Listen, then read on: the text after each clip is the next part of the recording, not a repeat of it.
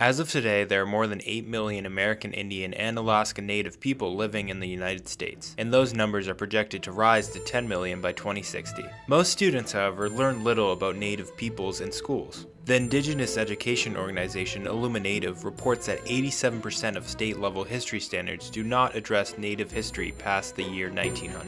Much of what students do learn about Native history comes from the media. Hollywood movies and network television shows have long portrayed first American Indigenous people in grossly stereotypical terms. Men are depicted as warriors and medicine men, women as either objects of desire or inconsequential members of a tribe. Indians are shown living in the wilderness or on reservations, even though 60% of today's American Indian and Alaska Native population live in cities.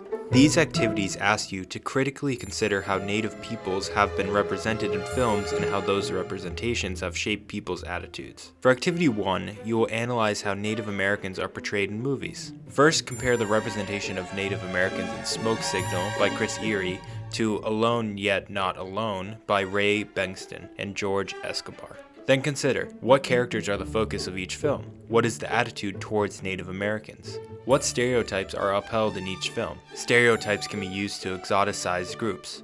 Is this idea apparent in the films? Whose point of view is represented? Who directed these movies and who acted in them?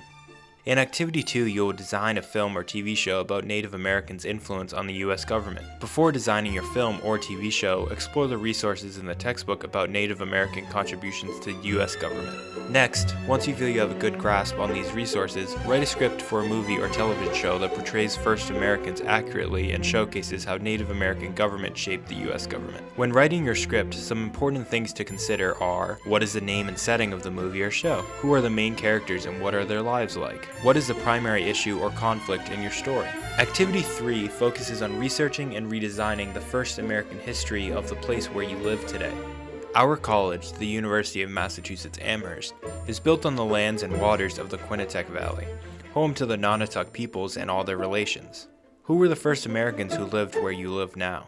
Analyze how local websites such as school websites or town council websites, and how history materials like guidebooks, tourist promotion material, and school system curriculum present first Americans who were the original owners of the land on which you live today. Ask yourself, what imagery, if any, do they use to portray first Americans? Are the images positive or negative? What is emphasized in the images? What is left out? What language is used to describe first Americans? Is the language positive or negative? What information is presented? What information is left out? Finally, design or redesign a historical webpage for your school/town to present an accurate representation of the first Americans who made your community their homelands.